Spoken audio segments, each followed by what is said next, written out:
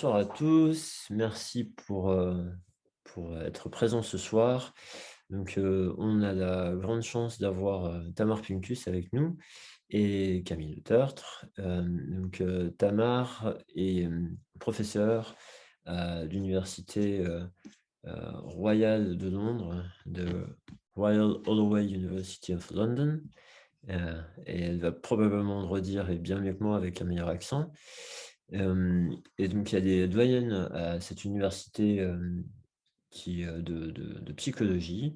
Hem, donc Tamar, elle étudie les interactions entre les cliniciens et les patients depuis des années maintenant. Elle a un nombre, très, très impressionnant de publications. Hem Et c'est vraiment une référence dans le domaine, donc on a beaucoup, beaucoup de chance, de l'avoir pour travailler avec nous à l'agence EBP et en plus de ça, c'est vraiment une très belle personne, donc voilà, on a vraiment beaucoup de chance je pense qu'elle ne comprend pas tout à fait ce que je dis et tant mieux, mais mais elle sait ce que je pense, d'elle de toute manière, donc il y avait, l'organisation de ce webinaire, au départ, est partie du fait que on avait une formation prévue avec Tamar initialement malheureusement, avec les conditions sanitaires, elle n'a pas pu se déplacer, donc on a dû l'annuler et on a proposé aux participants qui étaient inscrits, ce webinaire et on s'est dit qu'on pourrait aussi en faire profiter, tout le monde, de tout ce que Tamar peut partager avec nous. Voilà, donc c'est pour ça que vous avez pu avoir accès, si vous l'avez souhaité, à ce webinaire. Les personnes, qui étaient inscrites au cours ont eu la possibilité d'envoyer des questions avant le webinaire. Donc Tamar va vous proposer une courte présentation pour, commencer à répondre à ces questions-là. Hem, Vous avez la possibilité de poser vos questions dans le chat, donc posez-les par écrit et on pourra voir avec Tamar à la fin de chaque séquence, lui proposer des questions auxquelles elle répondra et donc normalement, on a jusqu'à, 9h30 maximum. Si jamais nous avons fini avant et que vous êtes toujours là, on pourra prendre le temps aussi de prendre des questions supplémentaires. Voilà, donc je vais arrêter de parler parce que c'est pas moi ce soir. Je veux aussi remercier Camille, donc Camille Le Tertre, qui habite à Londres, qui est une kinésithérapeute et qui travaille dans un service, prestigieux à Londres, où, ils prennent en charge des patients douloureux persistants et Camille donc travaille, en binôme régulièrement avec des psychologues. Donc tout ce qui est pratique, clinique informée par la psychologie, elle est vraiment au top. Donc elle était, parfaite pour traduire cette intervention ce soir. So, sorry for being so long and now, it's for you. Uh, I will just share the slides and you can go whenever you Thank want. you. Thank you very, very much to Guillaume and Camille, but also thank you to all of you who are sacrificing an evening. I believe the weather's beautiful, hopefully wherever you are, to come to this question and answer session, which I'm offering as an apology for not being able to do anything in person. Camille? Merci beaucoup. Merci à l'agence BP d'organiser cette soirée. Merci à vous de venir et de participer à cette soirée. D'autant plus qu'il semble que la météo soit très bonne. Donc, merci de sacrifier une soirée avec le beau temps. Elle est ravie de faire participer, elle est ravie de participer à cette soirée et offre cela de manière comme une excuse du fait d'avoir dû annuler plusieurs cours en France dû aux raisons sanitaires. So if you have been with us for a bit and listening to us chat, you'll know that we are likely to be interrupted by emails, cats, children, and ambulances. Si vous êtes arrivé un petit peu en avance et que vous nous avez entendu discuter avant qu'on commence vraiment la soirée, vous avez compris que peut-être nous allons avoir quelques perturbations qui peuvent être de l'ordre de quelques chats ou évidemment des problèmes techniques ou des sons en arrière-plan comme des ambulances, par exemple. I would like to keep this session as interactive as possible. So do please put things in the chat. I will try and answer anything that you ask, even if I know nothing about it. Tamar voudrait garder cette séance aussi interactive que possible, donc n'hésitez vraiment pas à mettre des questions dans le chat et elle essaiera d'y répondre, et même si elle ne connaît pas les réponses, elle sera très ravie d'y réfléchir avec vous. And we invited you to send in some questions. We got quite a few. And I selected the ones that really talk to things that are happening now or things where there's new research. Donc, certaines personnes ont eu la possibilité d'envoyer des questions avant la soirée.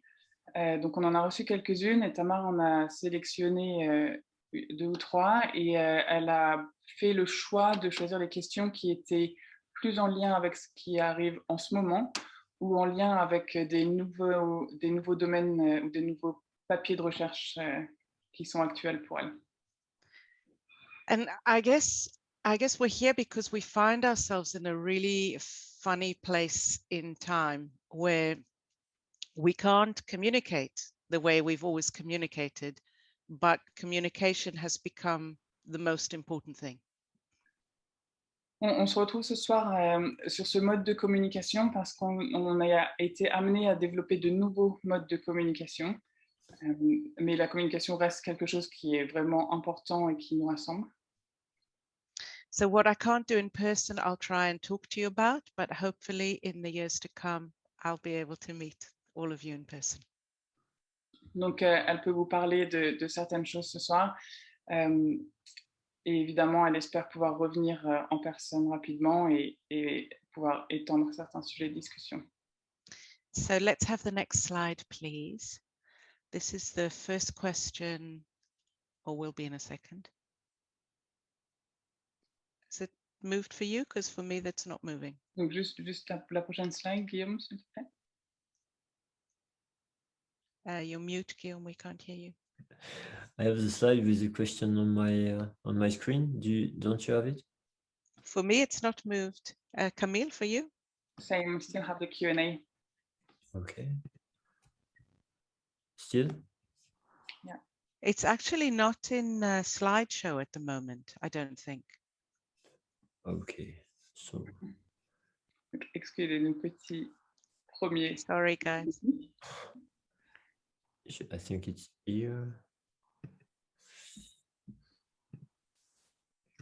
I think the problem is if I do that. So now we're out of the slides. Yeah. Okay. Oh, there we go. Here we have the first question. Thank you. Okay, so this question is about long-term COVID. And it asks about how do we help people who have got these long-term symptoms that they don't understand and that we don't understand because this is all new. Donc, cette première question, elle est en rapport avec le Covid long et comment est-ce que nous aidons les personnes qui vivent avec ces symptômes que l'on ne comprend pas très bien, puisque c'est quelque chose de très nouveau. So how can we reassure these patients? So I had a long thought about this. There is emerging evidence on long-term COVID and on psychological and physical aspects and neurological, of course, of long-term COVID.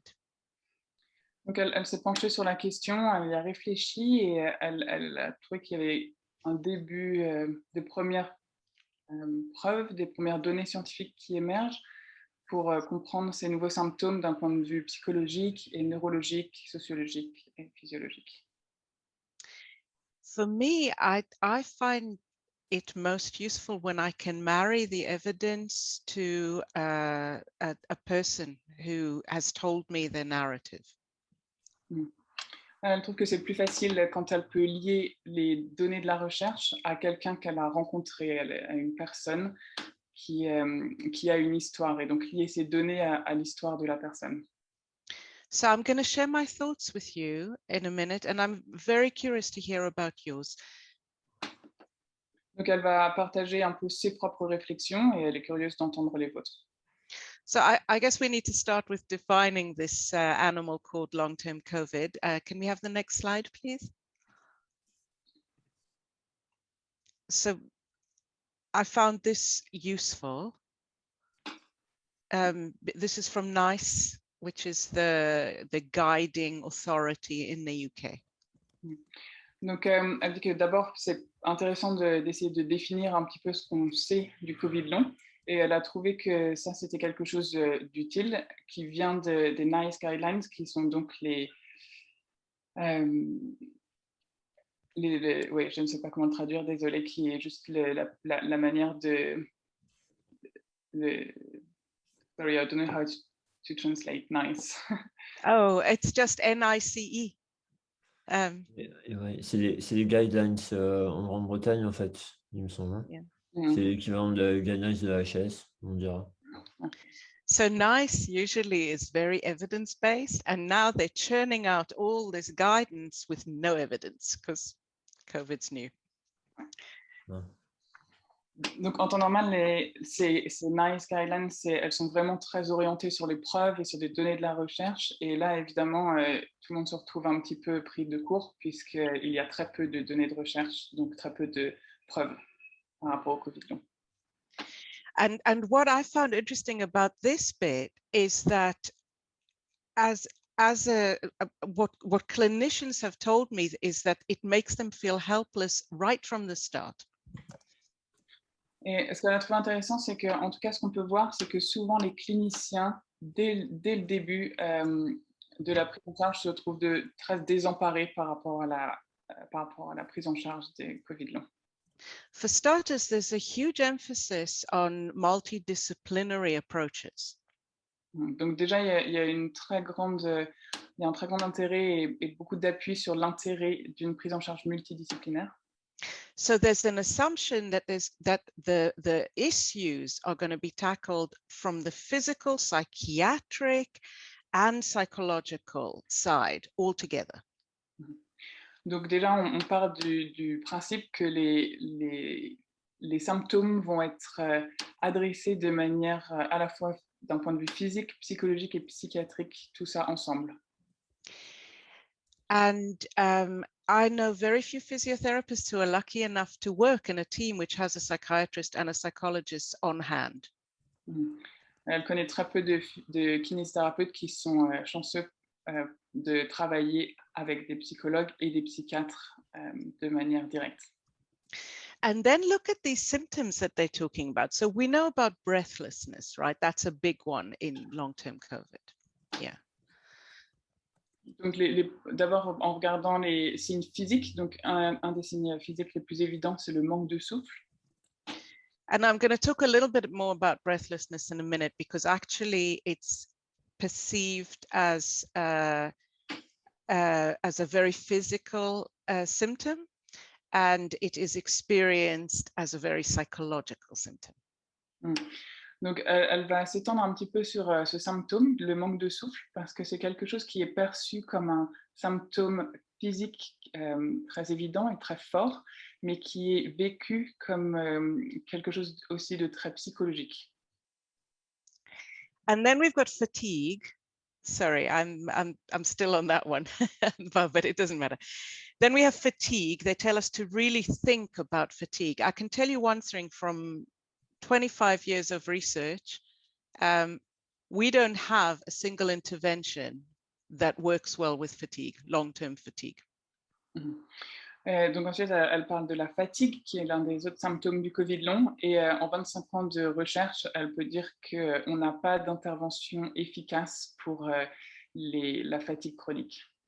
Although a patient with fibromyalgia once told me that a short-term solution is falling in love, apparently. Elle dit qu'une patiente un jour qui vit avec une fibromyalgie lui a dit qu'une solution contre la fatigue, c'est de tomber amoureux. And then we've got this thing called brain fog, which we absolutely don't understand. Does it translate, brain fog? I'm not sure, to be honest. I found something that is quite similar.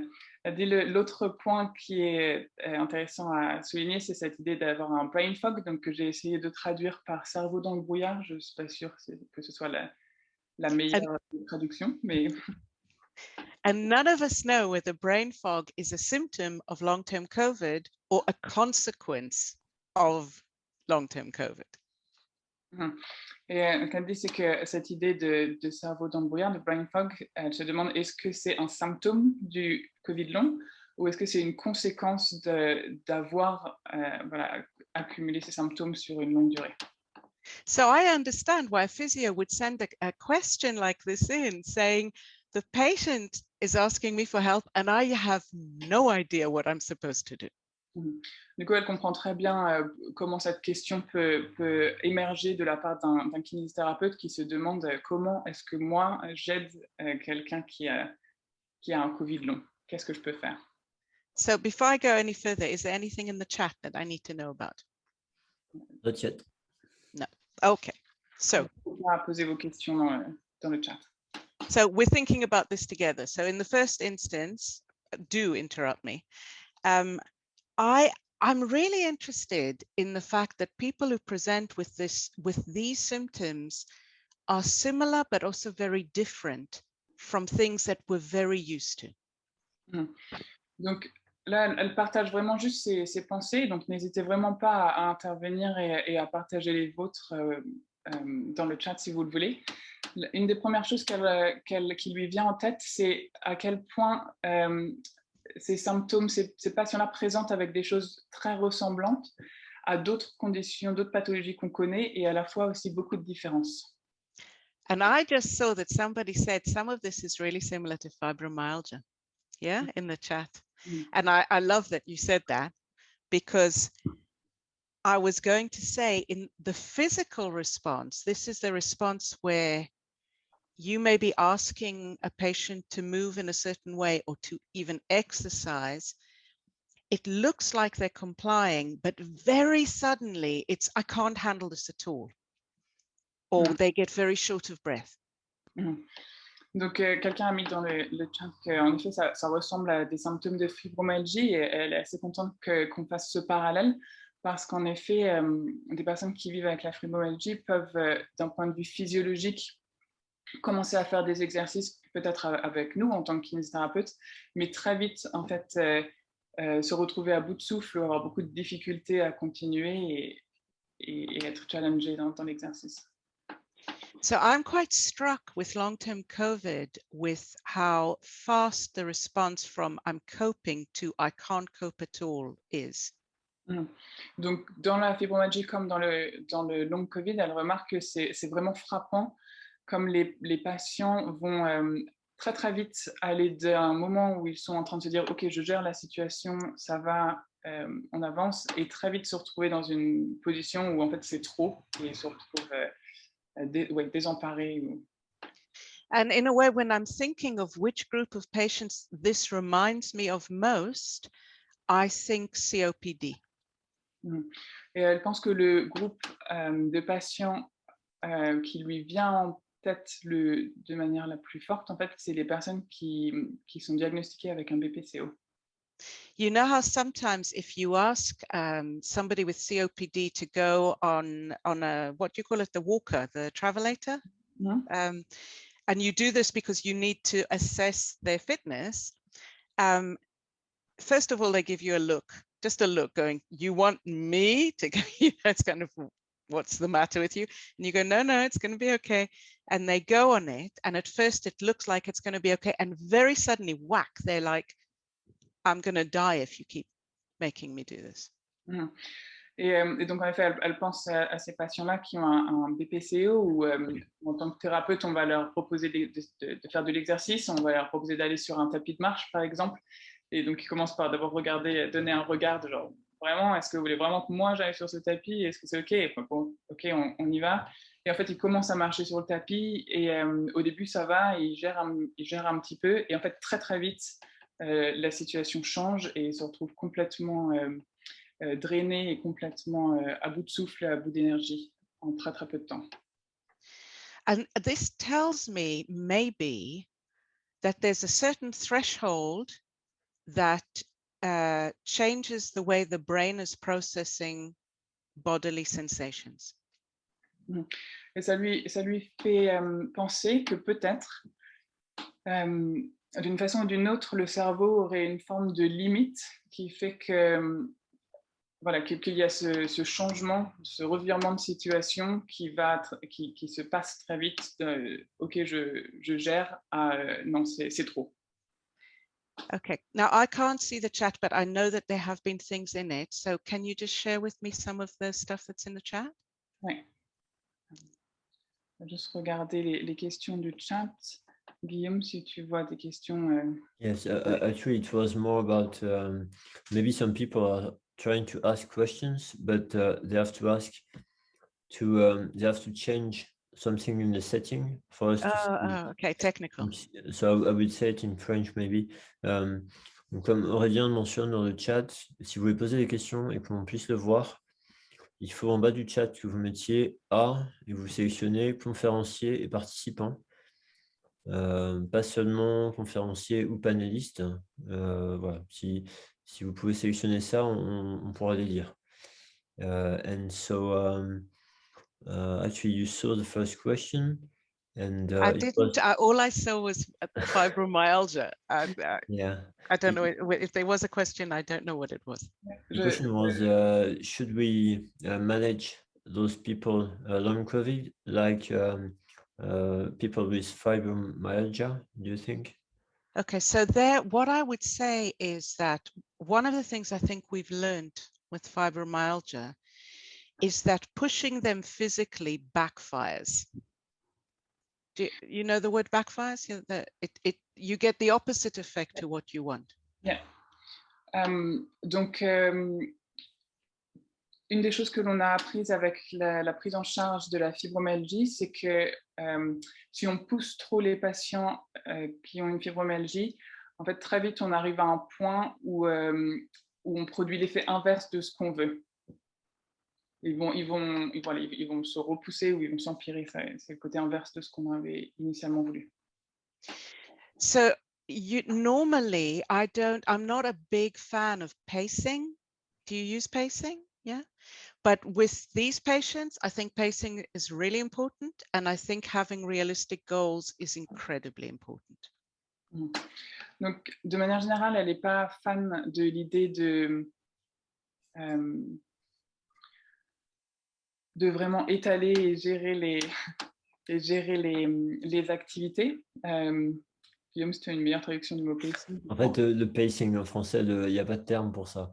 C'est pour ça que c'est toujours embêtant. C'est juste le fait de s'assurer qu'on y va très, très graduellement avec les patients, en fait. Apparently, there is no translation of pacing in French. Baby steps? Do you use baby steps?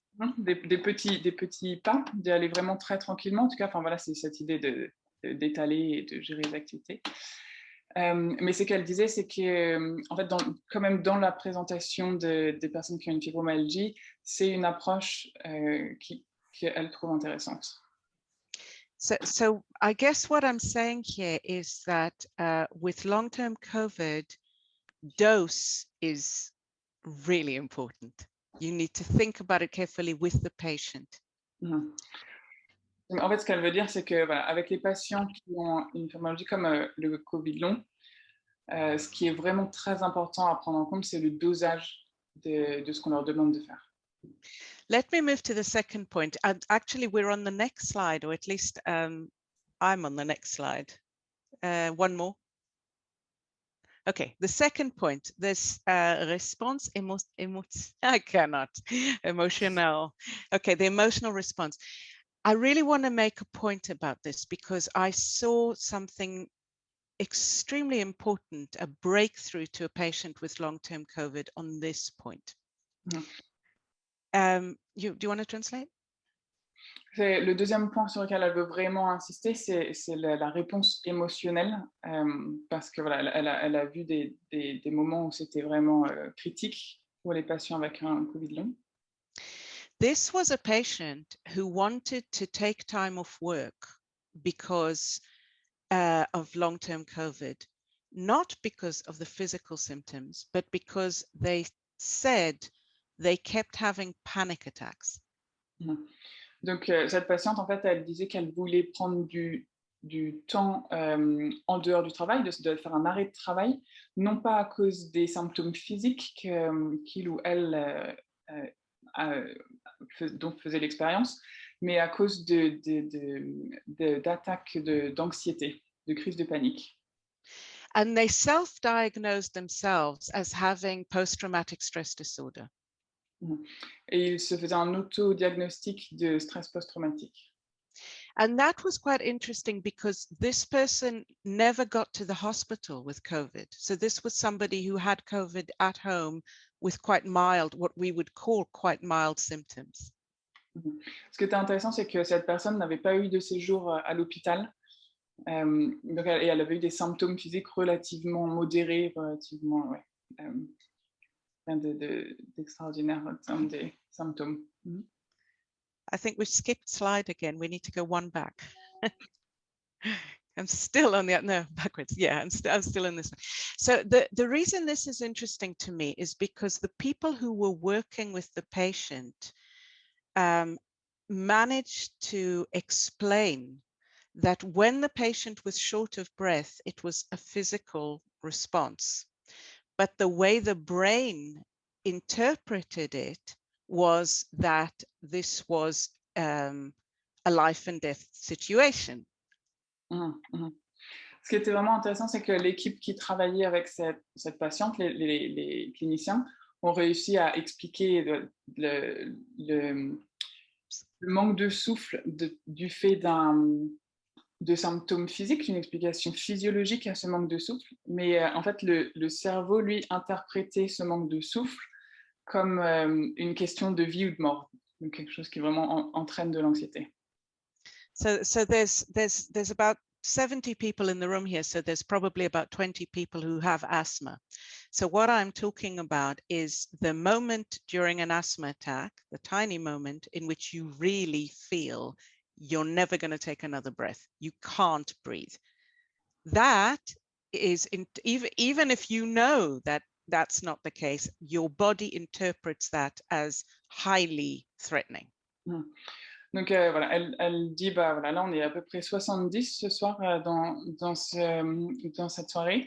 Donc à peu près 20 personnes en termes de statistiques devraient avoir de l'asthme.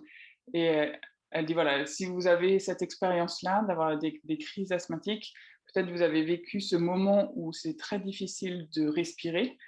Et même si vous savez que ça va passer, vous avez déjà été là avant, le cerveau, lui, interprète ce moment-là de manière comme une menace très forte.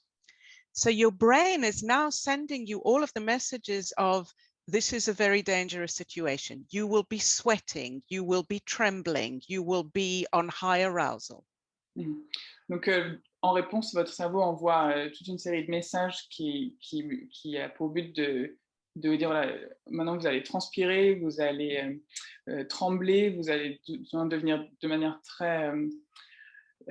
très sensible, très hyper sensible. But as a cognitive, rational human being, you look around and you go, what threat? There is no threat. I'm having a panic attack. Et de manière cognitive, par contre, là, vous avez des pensées qui regardent, voilà, qui permettent d'évaluer la situation et d'analyser et de dire, non, mais en fait, voilà, je regarde autour de moi, il n'y a pas de menace, et qui vous pouvez faire sens dans vos pensées du fait que voilà, c'est une panique, c'est une crise de panique.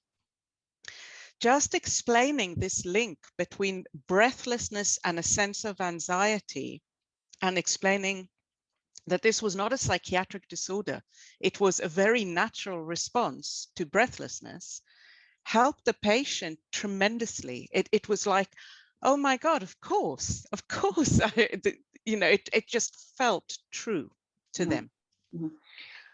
Donc pour cette patiente-là, pouvoir comprendre ça, pouvoir comprendre que c'était une réaction de protection, et non pas un problème psychiatrique ou uniquement physique, lui a permis de se dire, de faire sens de la situation et donc de se dire, ah oui, bah, évidemment, c'est une réaction d'anxiété en réponse au manque de souffle. So already we've got two things that we know about COVID. One of them is don't really push the physical, go slow. And the second one is don't jump to interpret what looks like severe anxiety as a psychiatric symptom. Donc, une des choses déjà que l'on sait du coup par rapport au Covid long, c'est d'une part ne pas trop pousser les patients dans leur capacité physique par rapport au manque de souffle, par exemple. Et la deuxième, c'est de ne pas être trop rapide et de ne pas juger ce manque de souffle uniquement comme un problème uniquement physique ou uniquement psychiatrique. And then there's this issue of isolation and confinement and shielding, which is basically a trial for human beings, whether they're sick or not. Et donc ensuite, elle amène l'attention sur le fait que voilà, on a vécu des périodes très particulières d'isolement social, et que donc ça, en tant qu'humain, espèce humaine, c'est quelque chose de complètement nouveau et qu'on est en train de vraiment faire des essais. So what struck me about the question was that the patient was saying, I don't even recognize myself anymore. Donc, une des choses qui l'a marqué, qui l'a interpellé dans la question qui était posée par rapport à la prise en charge du Covid long, c'était la notion que certains patients vont dire « je ne me reconnais plus moi-même ». And without in any way invalidating the sense of loss of identity, I would like to point out that the lack of recognition of the world and our place in it is shared by all of us right now. Ce qu'elle voudrait vraiment souligner, c'est que certains patients vont partager cela, mais en réalité, cette invalidité de soi-même, avoir des difficultés à se reconnaître et en fait, de manière plus large, à reconnaître le monde qui nous entoure, à reconnaître notre environnement, depuis la pandémie est quelque chose que nous partageons tous. So again, analyzing data from people with COVID who think they're very traumatized. They talk about being in a world in which everybody's wearing masks. Donc, sorry. Yeah. Donc, revenant voilà, en analysant des données de la recherche, elle retrouve ces points communs entre des personnes qui se retrouvent dans des environnements extrêmement traumatiques et stressants, ou voilà, être à l'hôpital ou être dans un monde tout simplement où tout le monde se met à porter un masque, par exemple. In many countries, they talk about the fact that children have missed out on school. Children not in school, imagine, for months. Dans beaucoup de pays, les écoles ont fermé, donc les enfants se sont retrouvés sans aller à l'école. Donc ça, c'est quelque chose vraiment de complètement nouveau, pendant plusieurs mois de ne pas aller à l'école. They talk about a political situation which they don't recognize, where people are in power who apparently have not got any of the qualities that typically we would want to see in power. Aussi d'être dans un monde où, d'un point de vue de la vie politique, se confronter à des personnes qui sont au pouvoir, donc dans les gouvernements, et se rendre compte que probablement en réalité ces personnes au gouvernement qui ont du pouvoir n'ont pas les qualités et les moyens que l'on voudrait voir en eux. And more we're hearing anxieties about the planet. Et tout ça, ça se mêle à une anxiété plus générale vis-à-vis de l'environnement et de la planète. So I don't recognize myself, I don't recognize the world around me, I don't recognize my leaders, and I don't recognize my planet is a bloomin' scary place to be in. I don't know how you translate bloomin'.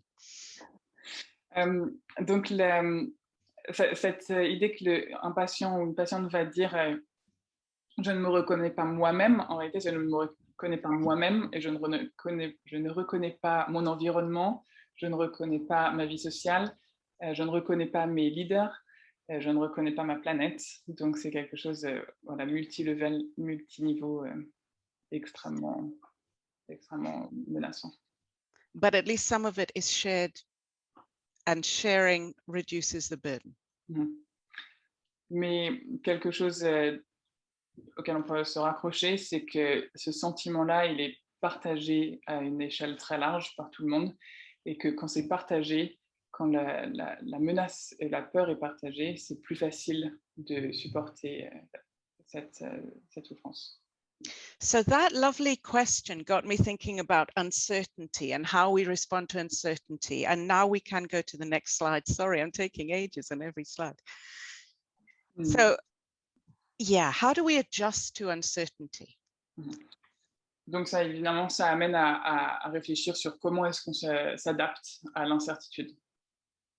So we've got the whole issue of uncertainty for our patients, those with long-term COVID, and frankly, those without long-term COVID, because they haven't managed to get to hospitals to have their normal treatment. Most of them haven't been able to see you. Donc, c'est une incertitude par rapport évidemment aux patients qui ont eu des symptômes compliqués par rapport au long-Covid, mais aussi en fait par rapport à tous les patients qui ont d'une façon ou d'une autre vécu de l'incertitude et qui n'ont pas toujours été capables d'avoir des traitements, qui n'ont pas toujours été capables de vous voir, vous, kinésithérapeute. And then there's clinicians. I've been working with physios a little bit. The uncertainty of having to deliver physiotherapy over the internet is a real challenge to the majority of physiotherapists. Et les quelques kinésithérapeutes avec qui elle a travaillé, elle retrouve beaucoup d'incertitudes pour les cliniciens également.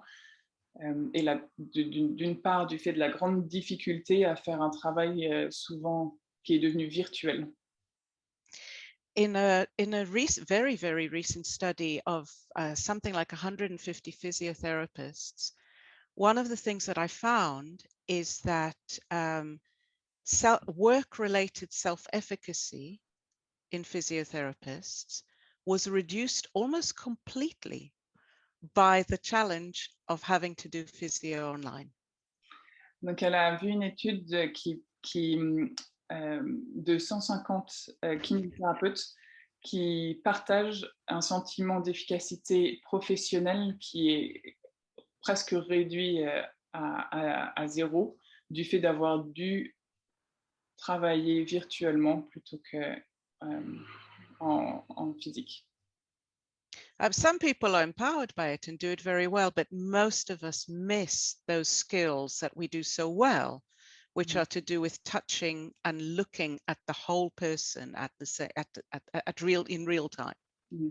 Donc certaines personnes s'adaptent très bien et s'en sortent très bien, mais évidemment, la majorité d'entre nous, on s'est retrouvés extrêmement challengés par ce manque de toucher et ce manque d'information du corps entier que l'on a quand on est dans la même pièce que l'autre. So I put on there also for humans because just to remind myself that patients and clinicians are human, and all of the challenges we just talked about in terms of I don't recognize this world I'm living in are true for every single individual. Donc sur cette diapo, elle a mis les patients, les cliniciens, elle a mis pour les humains, d'une part pour qu'on se rappelle tous que nous, en tant que thérapeutes et cliniciens, nous sommes humains également, et que ce sens d'incertitude, il est évidemment présent chez les patients, mais pour nous aussi en tant qu'individuels, en tant que personnes. So this would be another time to stop and visit the chat. Is there anything that I need to know about? Est-ce qu'il y a d'autres questions dans le chat?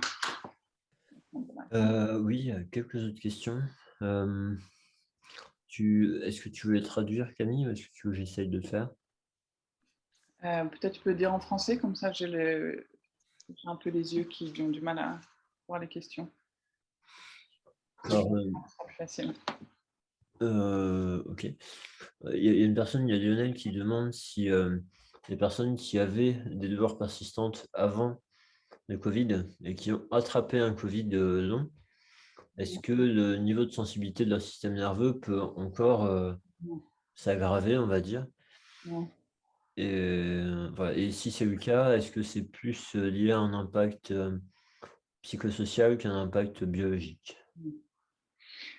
So Tamar, one of the question is in regard of people who were living with a form of persistent pain prior to the pandemic and who had COVID and long COVID. Do you think that their threshold or their hypersensibility kind of got worse because of this? And if that's the case, what can we do? Yeah, and also, is it kind of physiological, or is it more related to, again, what you just said, the psychosocial aspects of the pandemic? Yeah, so the simple truth is that we don't know. That we have no idea. The research isn't out there. There are people looking at neurological vulnerabilities.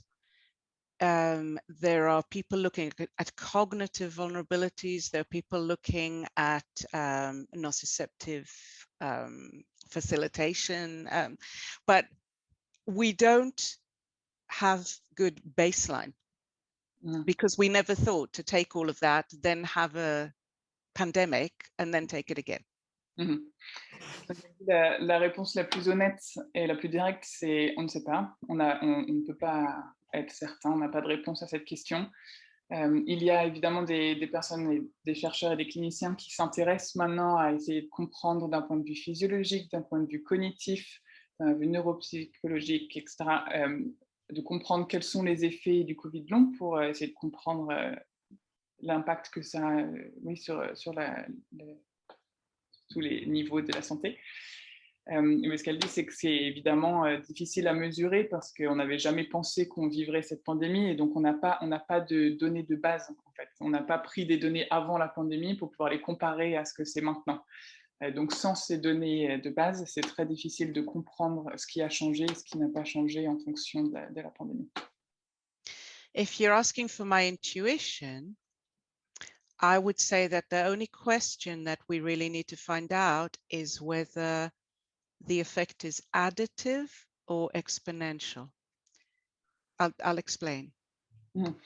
Donc, elle va vous donner son intuition et son intuition, c'est de poser la question de savoir est-ce que les effets s'additionnent ou sont exponentiels. What I mean by this is that I don't think anybody would be benefited through having persistent pain and then getting COVID.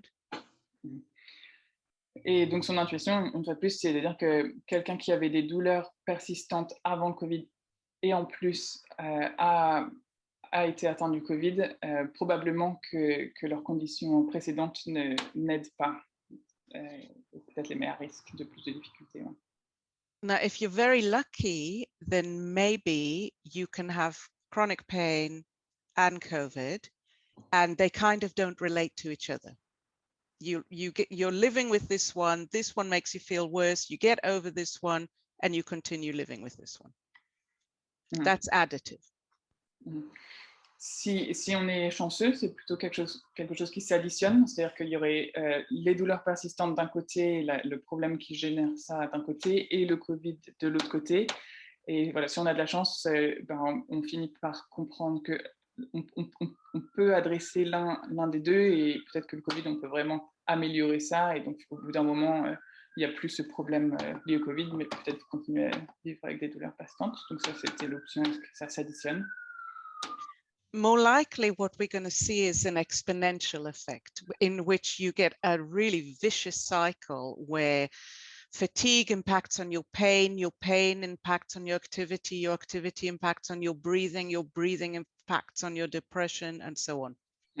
Mais ce qu'elle pense, c'est que malheureusement, ça va plutôt être, c'est plus probable que ce soit quelque chose d'exponentiel. Donc voilà, le fait que vous ayez des douleurs déjà vous met plus à risque de développer une hypersensibilité, qui vous met plus à risque de développer des réactions de manque de souffle, qui ensuite a un impact sur votre anxiété, etc., et que là, du coup, c'est quelque chose qui est exponentiel.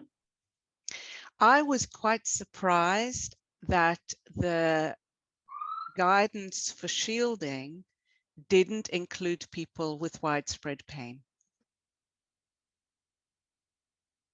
I'm just going to explain a little bit about shielding because I think that's something that was not really... You didn't do shielding? well, I don't know, it's not in France, but it doesn't seem like there was something like this. But yeah, so I'm going to just explain briefly. Ce qu'elle dit, c'est qu'elle a été très surprise que les personnes qui avaient des douleurs persistantes et qui affectent tout le corps n'étaient pas sur la liste de ce qu'en Angleterre on a appelé shielding, c'est-à-dire que en Angleterre, il y avait un système qui mettait les personnes qui étaient les plus à risque, donc les plus vulnérables de par des conditions de santé physique ou mentale précédentes, donc par exemple voilà, l'asthme ou toute condition respiratoire. Ces personnes-là étaient mises sur une liste qui s'appelait shielding et il y avait des aides particulières proposées à ces personnes-là pour qu'elles soient mieux confinées et voilà, vraiment se protègent vraiment en s'isolant socialement. Et les personnes qui ont des douleurs persistantes et des douleurs étalées dans le corps n'étaient pas sur cette liste. Et voilà, Tamar s'étonne de ça. And one of the reasons I say this is if you work, as you do, with people with widespread pain or fibromyalgia, it seems to me like if there's a cold going around, not only will they get it, but it will stay for much longer than anybody else and it will affect them more. And, you know, they just seem to catch everything. So from my point of view, people with this catching COVID is a very bad idea. Mm-hmm. Et donc, si vous avez l'expérience de travailler avec des personnes qui ont des douleurs persistantes et notamment avec des douleurs de type de fibromyalgie, vous avez probablement remarqué que c'est des gens qui ont tendance à, quand ils ont un rhume ou une maladie infectieuse, ça va durer plus longtemps que quelqu'un d'autre. Et donc, de son point de vue, évidemment, quelqu'un qui a cette pathologie-là, attraper le Covid, ça les met dans une situation qui est évidemment beaucoup plus à risque de développer des signes à long terme. So I can't answer your question with any evidence, but my sense is that yes, there'll be an interaction and it will be a bad one. Donc pour revenir à la question de Lionel, évidemment, il n'y a pas la réponse, c'est on ne sait pas, il n'y a pas encore de réponse, mais son intuition, c'est évidemment de dire oui, probablement que ça empire ces personnes-là qui vivent déjà avec des douleurs persistantes. Is there anything else in the chat I need to know about? Guillaume, est-ce que tu as repéré une autre question? For me, I think you've addressed the other ones. There is one about a paper you wrote, but maybe you can speak about it at the end. Okay. All right, so next slide. Now we're talking about uncertainty, and what I'm trying to do is kind of summarize the way I have come to think of uncertainty. This is evidence-based. Donc on parle toujours de gérer et s'adapter aux incertitudes, et donc elle va vous parler de recherches qu'elle a faites, donc c'est des preuves de recherche sur comment s'adapter et gérer les incertitudes. So the first thing, and I say this every time I give a talk, is not to think that this is unique to patients. This is all humans.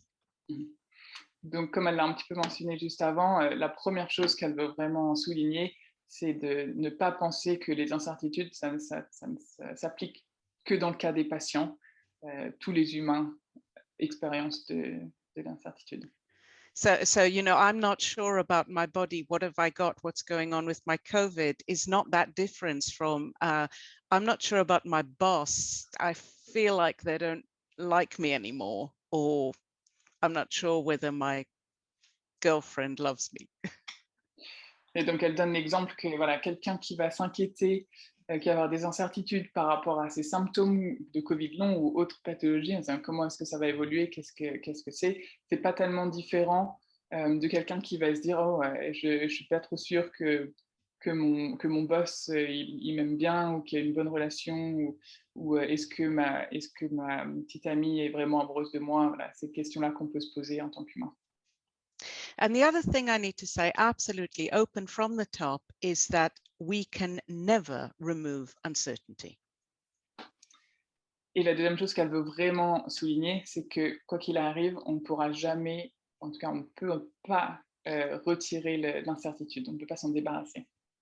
It's like a test for honesty and integrity. If somebody says, I am certain about this, I go, I don't believe you.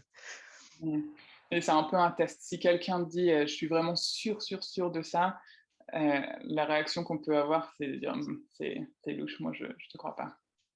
Because, as scientists, we're only sure at 0.05%. En tant que scientifique, on peut être sûr des choses quand c'est vraiment 0,05% des résultats. So we can't take away uncertainty. What makes people feel better amidst uncertainty? Donc, si on ne peut pas s'en débarrasser, retirer l'incertitude chez les personnes, comment est-ce qu'on peut les aider à mieux gérer ce phénomène? The first one is being listened to, and that in itself sometimes is enough. Donc, la première chose, c'est d'être écouté, de se sentir entendu, et ça, parfois, ça peut être suffisant. And really being listened to, I think that the best therapists, whether they're physios or whatever, the best therapists allow the patient to tell their story and guide them with questions so that all of it comes out.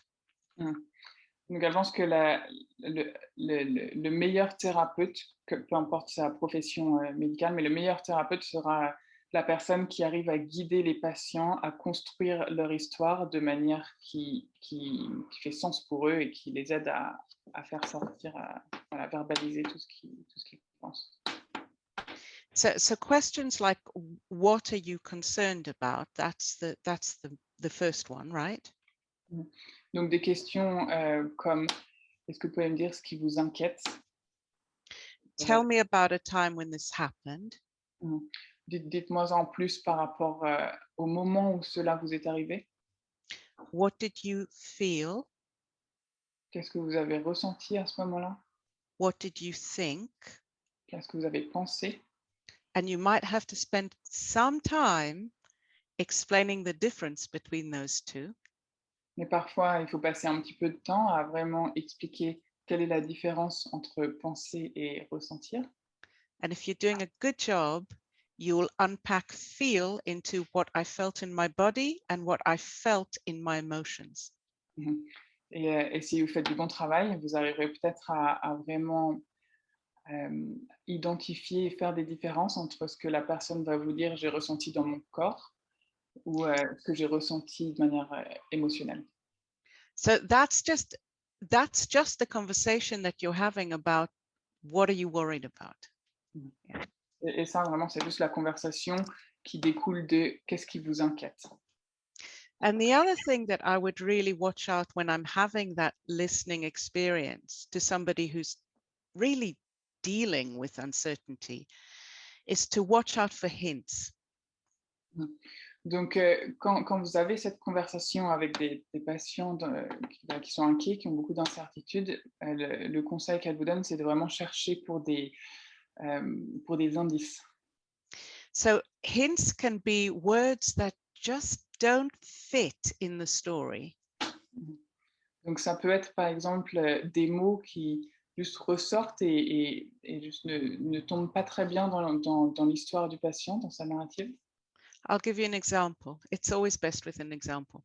Yesterday, I was reading a transcript from research with people with widespread pain. Donc, elle va donner un exemple pour ça. Donc, hier, elle était en train de lire des retranscriptions d'interviews de personnes avec des douleurs persistantes. And there was this little paragraph. This is from a man who's in his 80s. Donc, il y avait un paragraphe dans un des patients qui a à peu près 80 ans. And he starts off by saying, I'm really on top of my pain. I don't let the pain control me. I'm fine. Et donc, il commence par dire non, ça va, je suis vraiment, je gère ma douleur, je ne laisse pas la douleur me gagner, c'est bon, ça va. And then he says, sometimes it catches me out. Sometimes it comes when I'm not expecting it. Et il poursuit en disant parfois elle me surprend, parfois elle survient à des moments où je ne m'y attends pas. And I'm going to try and remember the words exactly. Yeah. He says, I'm walking down the street and suddenly I can't move. I can't move. I have to stop. I have to stop. I can't do anything. Donc, ensuite, le patient dit, voilà, parfois, par exemple, je marche dans la rue et la douleur survient et d'un coup, je ne peux pas bouger. Je ne peux pas bouger, je ne peux plus rien faire. Did you repeat every one of those sentences? Because he did. He said, I have to stop. I have to stop. I can't move. I can't move.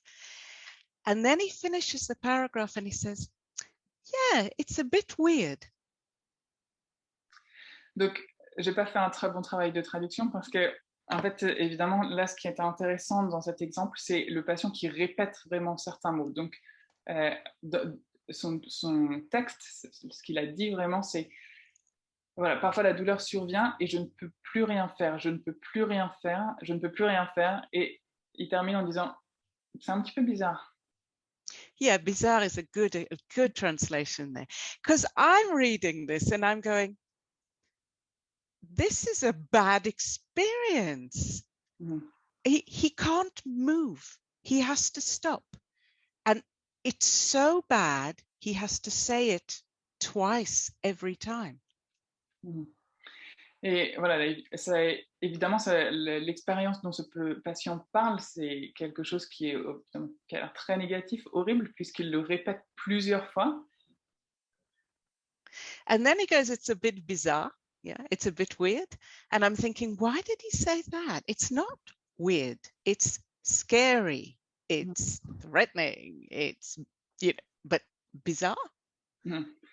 Et donc, Tamar est surprise parce que le patient, après avoir répété vraiment plusieurs fois ces mots-là qui soulignent à quel point c'était horrible, ce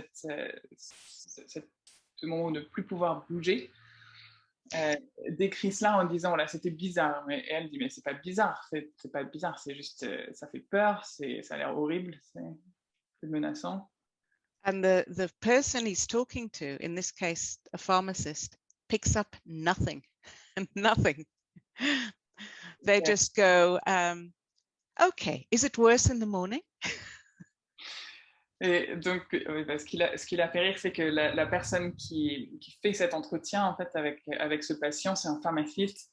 Et elle voit dans la transcription de l'interview que le pharmaciste, il n'a pas du tout sauté sur l'occasion. Il dit juste, OK, et votre douleur, elle est pire le matin ou pire le soir? Et il ne rebondit pas du tout sur ces indices donnés par le patient. And then I understood why he used weird, bizarre, because you have to have trust to say, I'm scared. Et elle dit finalement, je comprends pourquoi le patient il utilise ce mot bizarre, hein, plutôt parce que en fait, partager et s'ouvrir pour dire j'ai peur, ça demande d'avoir confiance dans le clinicien qui vous écoute. So watch out for those little things that will tell you that you have got the trust and that then your patient will feel listened to. And that in itself allows us to cope with uncertainty. Donc, elle dit vraiment de porter de l'attention à ces petits indices dans les discours des patients qui peuvent vous aider à construire cette confiance, cette relation de confiance qui va faire que le patient se sent entendu et qui va donc aider à gérer ces situations d'incertitude. Now, I know there was something in the chat on this because I saw, but I don't know what it said. So actually, there are two questions. The question related to what you said is what is the difference between thinking and feeling, and how can you explain it to the patient? So, yeah. Very good question. I just gave a few cues, and I said when you feel in your body, you have thoughts and you have emotions, and those are three different stuff. Yeah, and what's really interesting is that the thought never shuts up. The brain is always trying to interpret everything around you, your body, your emotions, the wall, the chair. Your brain's a busy little thing in terms of thinking. Mm-hmm. Donc, la question, c'était quelle est la différence entre penser et ressentir? Et ce que Tamar dit, c'est que les pensées, c'est vraiment notre esprit qui est tout le temps en train de s'activer. qui est jamais en pause. Donc, ça va être penser par rapport à ce que je suis en train de dire, penser à ce que je vais manger après, penser à la couleur des murs, penser à ce qui se passe dehors. Et donc, il y a toujours une activité, c'est vrai, quelque chose de voilà, en permanence actif. And a lot of the time that's useful, but sometimes it's really not. Et donc, parfois, c'est des pensées utiles, mais souvent, c'est pas très utile. Because if something happened and we felt something and then we interpreted it in a certain way, we will remember the interpretation more than the original feeling. Elle dit ça parce que quand il y a un événement qui se produit, notre pensée se met à vraiment interpréter l'événement de manière différente et encore. Et en fait, ce dont on va se rappeler, ce n'est pas l'événement factuel en soi, mais l'interprétation qu'on en a fait. And we will rationalize and structure it in a way that we can understand it. Et on va essayer de rationaliser, de faire sens de cet événement d'une manière qui nous convient, qui nous permet de comprendre cet événement. And sometimes it's really useful to go back to the emotion that was experienced because it's been squashed. Parfois, c'est utile de retourner aux émotions qu'ils ont ressenties au moment de l'événement, parce que souvent, c'est quelque chose qui a été un peu écrasé par les pensées. I'll give you an example. Mhm. Okay, so somebody's living with persistent pain, and she says to me, I'm feeling like I'm a terrible burden to my family. Donc, elle donne l'exemple de quelqu'un qui vit avec des douleurs persistantes et qui va dire je pense que je suis un boulet pour ma famille. And I say, tell me when you felt that. What the last time? Tell me the experience. Tamar demande, dites-moi quand est-ce que vous avez ressenti ça. Dites-moi plus sur cette expérience. And she says, just this morning, I walked into the kitchen and my husband was there, and he was washing the dishes, and I said, shall I help? And he said, no, you'll sit. Donc juste ce matin, par exemple, je suis rentrée dans la cuisine et il y avait mon mari qui était là en train de faire la vaisselle et j'ai dit, est-ce que tu veux de l'aide? Et il a dit, non, t'inquiète pas, tu peux aller t'asseoir. And I say, what did you feel? Il me demande, qu'est-ce que tu as senti? And she says, well, obviously he's taking all of the burden and he's doing everything in the house. Et de manière assez évidente, en fait, il prend tout le poids et faire tout ce qu'il faut faire dans la maison, toutes les corvées.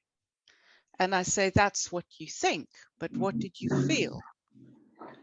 Elle m'a dit, ça c'est ce que vous avez pensé, qu'est-ce que vous avez ressenti? And she says, well, he's right to feel a little irritated sometimes. Et elle dit, vous savez, je pense que c'est normal que de temps en temps, mon mari se sente irrité aussi. And I say, that's what you think, but what did you feel? Elle dit, qu'est-ce que vous avez pensé? Qu'est-ce que vous avez ressenti? And she goes really quiet. And then she says, I was angry. La patiente devient plus silencieuse, réfléchit un peu et dit, j'étais en colère. So that's important. Let's stay with that. Yeah. Tell me about the anger, not the thoughts, the interpretation, the story we tell ourselves. Let's go back to the emotion. That's the difference between what I think and what I feel. And then I can work with her about what did you feel in your body? How did it feel? Donc là, c'est là que ça m'a intéressé de dire, voilà, là, on touche à quelque chose, on va parler de la colère, dites-moi plus sur cette colère. Quand est-ce qu'elle survient? Et c'est ça la différence entre des pensées, on se raconte tout le temps des histoires, des interprétations, et je trouve que c'est important de souvent revenir sur les émotions, et parce que c'est aussi ça qui permet d'ouvrir la porte vers comment est-ce que vous ressentez ces émotions physiquement dans votre corps. Yeah, so you can work, I mean, I'm a psychologist, obviously, I don't expect you to do psychology, but you can see just trying to find the difference between the two can be really useful. Ouais. Donc évidemment, elle est bien consciente qu'elle elle est psychologue et que nous, on est a priori une audience de kinésithérapeute, on n'aura peut-être pas la même approche, mais juste faire cette différence entre des pensées et des ressentis et des émotions peut être parfois très utile. Did that answer the question? I hope that answered the question. Is there anything else there in the chat? I can see the chat's now getting really busy. Elle espère qu'elle répond à la question et surtout n'hésitez pas à renvoyer des choses pour continuer de la faire débattre. Guillaume, you're on mute. Et il me semble que ça répond à la question. Si John Gamio, la question de John Gamio, par exemple, je pense que l'exemple de Tamar a répondu. So I think it answers the question. The question was about what would you have said if you had been the pharmacist, but actually you gave an example, which was, I think, the solution. Yeah, I would have said, what did weird feel like? Tell me about weird. Ouais. So, yeah, sorry. Juste par rapport à la question de John Gamio, voilà, plutôt que le pharmacien qui dit OK, on parle d'autre chose, la douleur le matin, le soir, elle aurait voulu que la personne dise dites-moi un peu plus sur ce mot bizarre, qu'est-ce que vous entendez par bizarre? And for those of you who've seen me talk before, I've mentioned words like weird and funny, and taking something big and meaningful and making it little and of no consequence is a characteristic to watch out for. Et elle dit, bah, peut-être vous l'avez déjà entendu dire ça, mais souvent quand les patients utilisent des mots comme c'était bizarre ou c'était marrant ou c'était inhabituel pour exprimer quelque chose qui est en fait gros et qui a beaucoup d'importance pour eux, c'est quelque chose qui pour vous peut être utile à repérer parce que ces petits mots-là, en fait, souvent cachent beaucoup plus d'importance. And I always give this example of, you know, I felt a little bit funny when I saw you kissing my husband. Et donc, elle donne un exemple en disant tiens, j'ai trouvé ça assez marrant quand je t'ai vu embrasser mon mari. Now, there's a lot of other verbs I could have put there. And funny is definitely none of them. Ouais, donc, il y a beaucoup de mots qui auraient pu être utilisés à la place de marrant, qui auraient beaucoup plus représenté les émotions, mais marrant, certainement pas ce qu'elle a vraiment ressenti. But I've read a lot of these kind of adjectives from our patients. An example would be, I felt, I was a little bit worried when you said it was rheumatoid arthritis. Et donc voilà, elle a beaucoup d'exemples comme ça, comme des patients qui pourraient dire j'ai trouvé ça assez marrant ou un peu étonnant quand vous m'avez parlé de rhumatoïde arthritis. I think it's a little bit funny that nothing you do helps me. Je trouve ça assez marrant que rien que vous me proposiez ne m'aide vraiment. I think it's weird that what everybody else says doesn't really fit with what you're telling me. Je trouve ça bizarre que tout ce que vous me dites, ça ne correspond à rien de ce que les autres m'ont dit. Yeah, so those little bits of weird and funny tell us a mountain of feeling behind them, of fear or anger or frustration that we need to get to. Donc tous ces petits mots de c'est marrant, c'est étonnant, c'est surprenant, en fait, ce sont des petits mots qui cachent une montagne de choses beaucoup plus importantes et que vous pouvez accéder et explorer en les remarquant. Thank you, Tamar, for those examples. We have, I'm sorry, I'm interrupting. We have a question here. It's what kind of strategies can we use as physios when we want to work with those emotions? Well, the first thing is find out whether the patient wants to work with their emotions. Donc la question, comment nous en tant que kinésithérapeute on peut travailler avec les émotions des patients. Et Tamar répond, la première chose, c'est déjà essayer de comprendre est-ce que le patient veut travailler avec les émotions. And patients will hint that they do, but they're not quite sure yet. Et souvent, les patients, ils veulent, mais c'est pas si évident, ils ne sont pas tout à fait sûrs d'avoir envie d'explorer ça. And they'll do it by using these little words, the weird words, and they'll do it through body language. The really classic one is the eyes. You want to translate? I'll show you. C'est, pardon,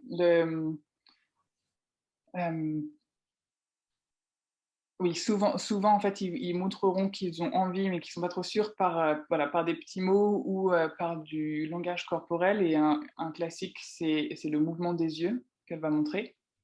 So you know, I call this, do I trust you, don't I trust you? Donc, elle appelle ça est-ce que je te fais confiance ou pas? And it looks something like this. I'm not a great actress, but it's something like this. It's Bon, tu vois. it's like so I was thinking about what you said. I'm not sure how I feel about it because it makes me a bit nervous. Up, down, up, down. I'm looking at you. I'm stopping looking at you. I'm going to tell you. I'm not going to tell you. I'm going to share with you. I'm not going to share with you. It's like a foot in the water, you know. Donc voilà, le mouvement des yeux, c'est ce qu'elle dit, c'est cette alternance de regarder en bas, regarder en haut, en disant là, je ne suis pas sûre, peut-être que j'ai envie, mais en fait peut-être non. Je me demandais si c'était possible et voilà, cette espèce d'alternance entre regarder, pas regarder, et c'est une forme de test de voir est-ce que je peux faire confiance ou pas.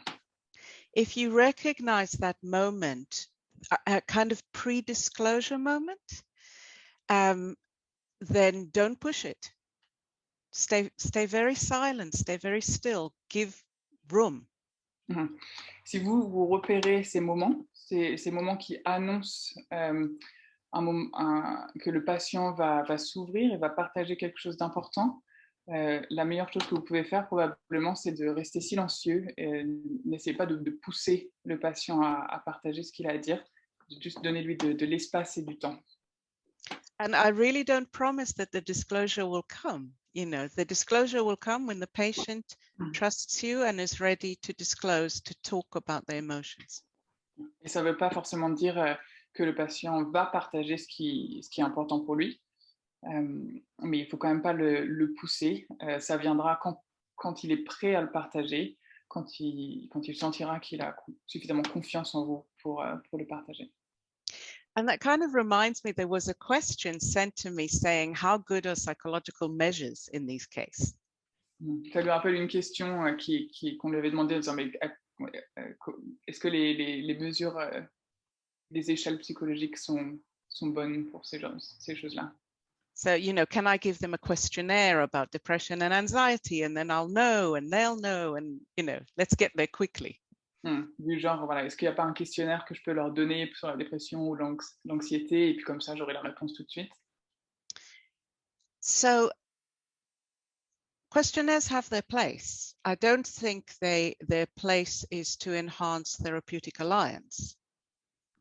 Donc les questionnaires, évidemment, ils ont leur place, ils ont leur rôle, mais elles ne pensent pas que ça améliore la qualité de la relation thérapeutique. If you give the questionnaire before you've got the alliance, like before they've come in, why would they tell you? Si vous leur donnez le questionnaire avant qu'ils rentrent, qu'ils vous rencontrent, pourquoi est-ce qu'ils vous feraient confiance?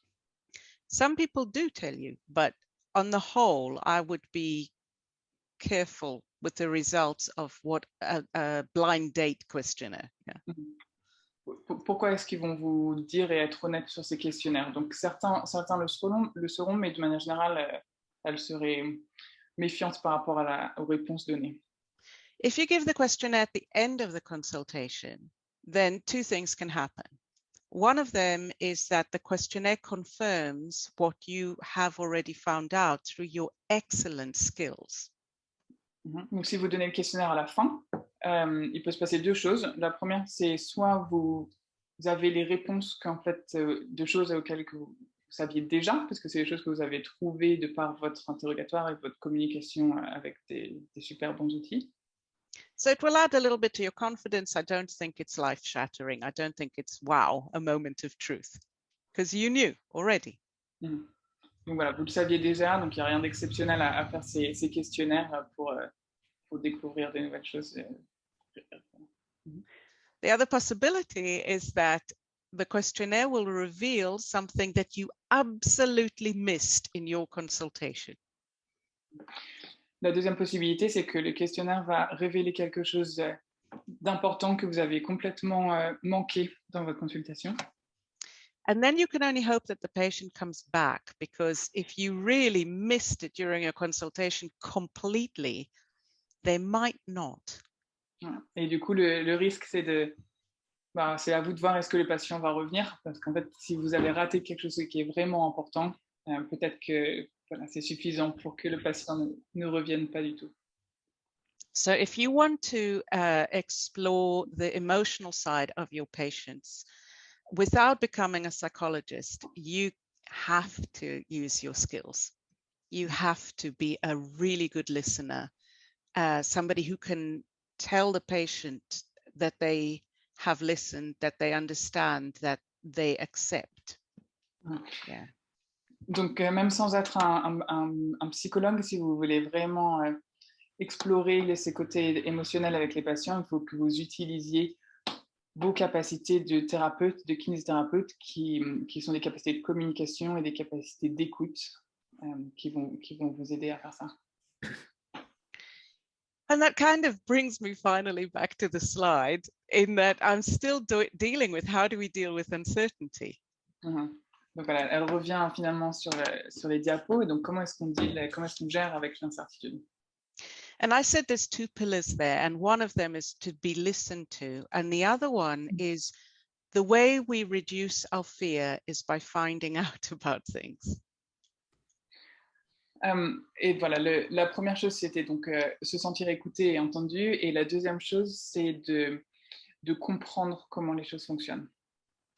The problem about education and information is that as clinicians, we assume that we can just give it to patients. Le problème avec l'éducation et les données des informations, c'est que souvent, en tant que clinicien, on s'imagine qu'on peut juste donner ces informations aux patients. But ask yourself how much you've learned from somebody telling you things, especially now when you're a rational, thinking, questioning adult. How often do you just go, oh yes, I absolutely am going to believe everything you've just said? Elle dit, pensez pour vous-même, comment est-ce que quand quelqu'un vous dit quelque chose, vous réagissez? Est-ce que c'est vraiment fréquent que vous dites, ah oui, 100%, je crois à tout ça et tout ce que vous me dites? Et alors que maintenant, on est tous des adultes et on a cette capacité à raisonner de manière critique. Est-ce que vraiment juste donner des informations, c'est quelque chose de suffisant? And that's if you even remember it. Sorry, say that again? That is if you even remember what was said to you. Yeah. Et ça commence simplement par, est-ce que vraiment vous êtes capable de juste vous rappeler des informations qu'on vous a données? So the majority of you guys have just come here from work, right? And I bet you anything that as you walk out of this webinar, somebody said to you, can you repeat everything Thomas said? You'll be going, can I shoot you? Donc, elle donne l'exemple de, voilà, là, vous êtes pour beaucoup venus après le travail et elle dit, combien d'entre vous, si on vous demandait après le webinaire de répéter tout ce que Tamar a dit, est-ce que vraiment vous arriveriez? Est-ce que vraiment c'est quelque chose de possible? Because we can't, we're tired, we're busy, and the same is true for our patients. Et c'est normal que vous ne pourriez pas le faire parce que c'est juste trop. Et puis voilà, on est fatigué, vous êtes humain et c'est pareil pour les patients, ils ne peuvent pas se rappeler de tout ce qu'on a dit. In fact, it's even worse for our patients because they're in pain. So their cognitive resources are constantly being pulled away from everything that isn't the threat of the pain. Et c'est même plus difficile d'ailleurs pour les patients parce que vu qu'ils sont en douleur, toutes leurs capacités cognitives aussi sont en fait utilisées pour essayer d'analyser et gérer tout ce qui leur envoie des signaux de menaces vis-à-vis de la douleur. So the point I'm trying to make is the best way of educating our patients is to let them try things out for themselves. Donc la meilleure façon d'éduquer les patients, c'est de les laisser essayer des choses par eux-mêmes. So you can set up little experiments. Lots of you asked me about beliefs that don't help patients. So set up an experiment in which people can check whether their belief is useful or not. Beaucoup de personnes ont demandé voilà, comment est-ce qu'on change des croyances qui ne sont pas aidantes, et elle dit la meilleure des façons, c'est probablement de les laisser essayer des choses par eux-mêmes et pour voir est-ce que ça aide ou pas. The whole fear avoidance in Vivo exposure is based on this idea. Tout le cercle de peur évitement, tout ce modèle-là est basé sur cette idée d'expérimenter. So if you don't know what you can do and what you can't do, set something up, go and try. Even if you find out you can't do it, your uncertainty has been reduced, and with it, your anxiety. So I know that I really will never, ever run a marathon. I can live with it. Donc, elle dit, même si vous n'êtes pas sûr, voilà, qu'est-ce que je peux faire, qu'est-ce que je ne peux pas faire, la meilleure des façons, c'est d'aller et d'essayer. Et même si vous n'y arrivez pas, au moins ça réduit l'incertitude. Vous savez que vous ne pouvez pas le faire. Donc Tamar donne l'exemple d'aller courir un marathon. Elle a essayé, elle n'a pas réussi. Elle sait qu'elle ne peut pas le faire. Ça réduit son sentiment d'incertitude par rapport à ça. The beauty of setting up lots and lots of experiments in the real world is that what you're actually doing is reactivating your patients. Donc ce qui est chouette dans ces idées de faire des expériences, c'est que ce que vous êtes en train de faire, en fait, c'est d'activer vos patients. And the more they do, the more they become the expert on what they can do and what they can't do.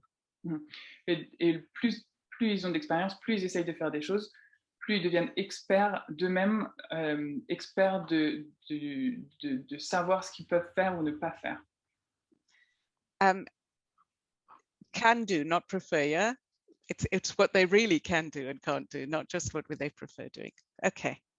All right. So this is this idea of dealing with uncertainty through gaining knowledge and gaining knowledge in the real world. Donc une des meilleures façons, voilà, de gérer, de vivre cette incertitude, c'est de gagner de la connaissance sur ce qu'on peut faire ou pas faire dans le monde. And I'm stopping again for the chat because your questions are better than anything I've prepared. Et elle préfère voilà, faire une petite pause de nouveau pour les questions parce que c'est plus intéressant que ce qu'elle a préparé. Actually, there was a question earlier and I forgot, so the person asked again, and he was right to do so. The question is, does listening, being empathetic, and having a good therapeutic relationship can have a significant effect long-term and not just be a temporary effect on the patient? And are there any studies about that?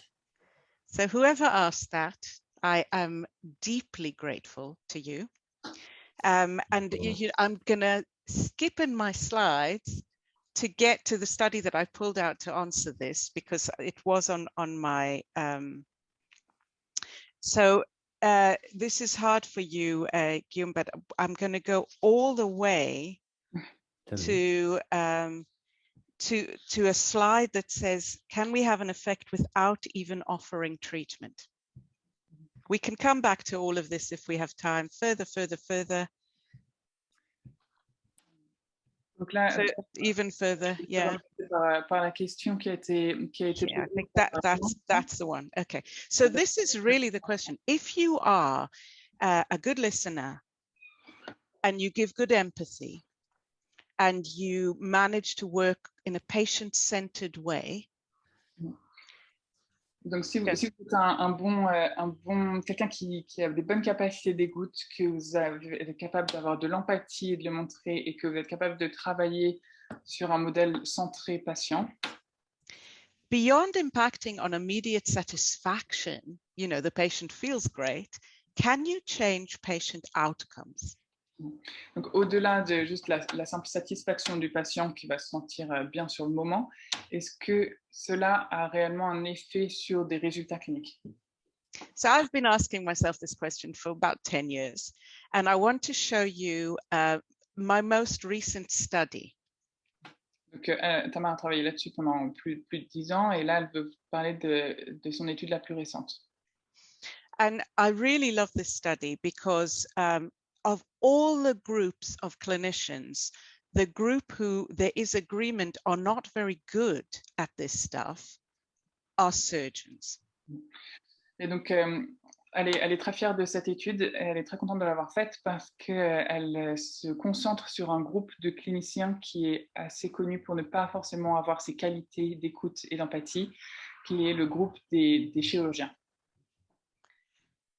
But what's really interesting about this is that this group sees your patients.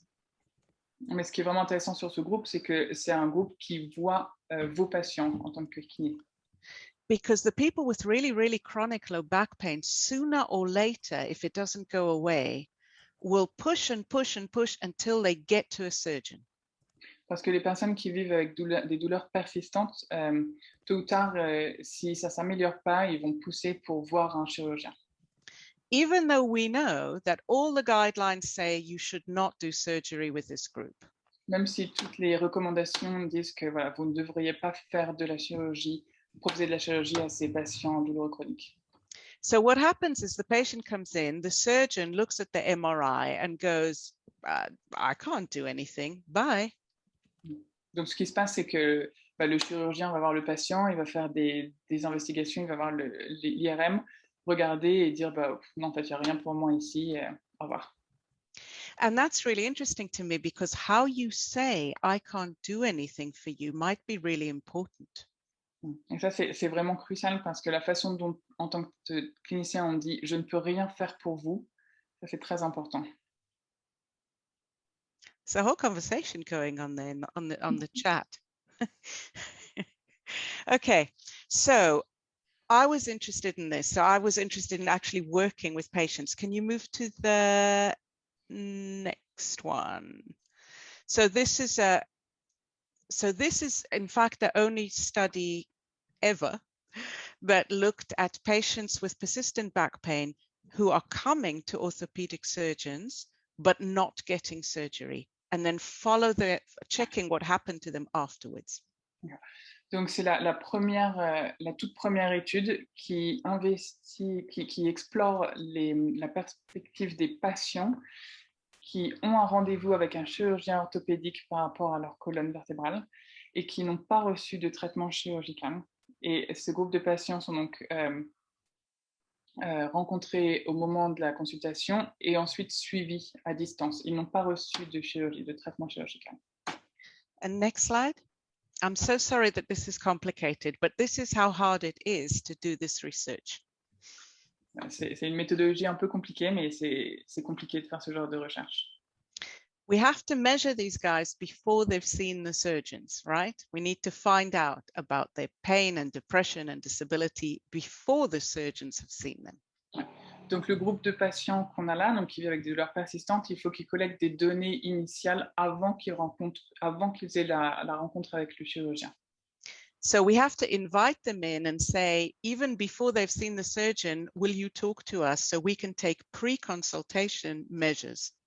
C'est difficile parce qu'avant même que les patients aient vu le clinicien, en tant que chercheurs, ils doivent les arrêter, les rencontrer en disant « est-ce que vous voulez bien nous rencontrer, parler avec nous pour qu'ils puissent collecter des données ». And we'll lose some patients because the surgeons, when they see them, are going to send them for more tests. But most people will give us the measures and then see the consultant and then come back and talk to us again. Évidemment, ça représente beaucoup de travail parce qu'en fait, ils rencontrent ces patients une première fois, Ensuite, les patients vont voir un chirurgien et bah, pour certains d'entre eux, pour probablement beaucoup d'entre eux, le chirurgien va enchaîner avec plus d'investigations, plus de recherches. Mais les patients pour qui le chirurgien n'aura pas proposé autre chose peuvent revenir les voir pour que Tamar et son équipe fassent de nouvelles mesures. So you can see bang in the middle of the paper there that we had 424 people who told us what happened in the consultation. Donc là, on voit que voilà, ils ont à peu près 424 patients qu'ils ont pu voir avant et après la consultation. And they filled in a questionnaire that asked them exactly on what you were talking about. In other words, did the surgeon listen to you? Did they show empathy? Did they give you a clear explanation that you understood, and so on? Donc, ils ont donné des questionnaires à ces patients pour collecter leurs impressions sur la communication du chirurgien. Est-ce que vous avez eu l'impression que le chirurgien montrait de l'empathie? Est-ce que vous avez reçu des explications? Est-ce que vous êtes senti rassuré par les explications du chirurgien, etc. Ce genre de questions. And then you can see that we lost 96 of them because they went off and had surgery. But of the others, we had two groups. One of them got something else, usually physio actually, or aqua, what was the third? Injections. Donc voilà, parmi les 424 patients, en fait, il y en a finalement 96 qui auront eu une chirurgie. Donc évidemment, en tant que pour leur recherche, ils perdent ces patients-là. Mais parmi les autres, ça se divise en deux autres groupes, dont un groupe de 195 patients à qui on a proposé un autre traitement, souvent de la kinésithérapie ou injections, you said? Injections, yeah. Des injections. And then we've got these 133 poor people who have basically been thrown out. Et le deuxième groupe qui revient pour leur questionnaire, c'est 133 patients. Malheureusement pour eux, on leur a dit, on a arrêté les soins, on leur a dit au revoir. So overall, and then 3 months later, we took our outcomes. Et encore 3 mois après ça, ils reprennent de nouveau des mesures pour les résultats. So we've got almost 300 people here, and we know what they were like when they walked in. We know exactly what happened in the consultation in terms of all this psychological communication, and we know what happened to them 3 months later. Donc au final, ils ont à peu près 300 patients pour qui on a pris des mesures avant qu'ils voient le chirurgien, juste après la consultation. Donc on a collecté des données sur la qualité de la communication, ce qu'ils ont perçu de la qualité de la communication avec le chirurgien, et pour qui on a aussi pu collecter des données 3 mois après. 3 mois après. So next slide, this will show you what we measured. The next slide. Okay, so before the consultation, all the things you expect, age, sex, married or not, education, etc., but also the other things you'd expect. So you've got pain and you've got disability there, you've got depression and anxiety. Donc là, elle vous parle des données de base qu'ils ont collectées, donc avant la consultation. Donc c'est les choses assez classiques d'informations sociodémographiques, l'âge, le genre, le statut marital, et aussi des choses classiques par rapport à la douleur en termes d'intensité, le niveau d'invalidité, etc. And all of that is going to go into my predictive regression before I even touch the empathy and communication, because I know that these are predictors. Et déjà, avant même de continuer par rapport à la qualité de la communication avec le chirurgien, ils utilisent une méthodologie qui s'appelle une analyse régressive, qui permet en fait déjà d'utiliser ces informations-là, parce qu'on sait que ces informations-là, parmi elles, il y a des informations, il y a des prédicteurs des résultats cliniques. And only afterwards will I add the reassurance. And here's my outcomes for those of you who are interested. So I've got, I'm actually not interested in pain because it's not going to change. These guys have had pain for 10 years, you know. Donc c'est seulement après, une fois qu'elle aura fait ça, qu'elle va ajouter la dimension de la perception de la qualité de la communication. Mais après, en fait, ils ne s'intéressent pas particulièrement à la douleur parce qu'en fait, ça n'a pas tellement d'importance pour eux dans ce cadre-là. On sait que la douleur, elle a très peu de chances de changer. I'm actually not interested in disability either, because I don't think that your level of empathy and communication is going to directly impact on disability. It might indirectly impact on it, but it's going to be a tiny amount of variance. De même, ils ne se sont pas spécialement intéressés au niveau d'invalidité dans les mesures à distance, parce que ça paraît évident pour Tamar que votre qualité de communication, votre qualité d'empathie ne vont pas avoir un impact direct sur le niveau d'invalidité. Peut-être que ça aura un impact indirect, mais ça va être difficile à mesurer et ce sera très petit. But what you really should be able to impact on, if your communications are very good, is the emotions in the patients, depression and anxiety. Donc, par contre, ce que vous allez pouvoir mesurer et qui, votre communication peut avoir un impact direct sur, c'est les émotions. Emotion, sorry. Yeah, depression and anxiety. Le niveau de dépression et d'anxiété. You should be able to give them sufficient reassurance so that they don't have to run back to the general practitioner, considering that they've actually had this pain for so long, the general practitioner can't help them anyway. Donc, si vous avez été un bon communicateur, vos explications et votre communication a dû permettre de leur donner suffisamment d'informations par rapport à leur pathologie, de manière à ce qu'à la sortie de la communication, les patients n'aient pas à courir voir un autre clinicien pour avoir un autre avis ou pour avoir d'autres informations.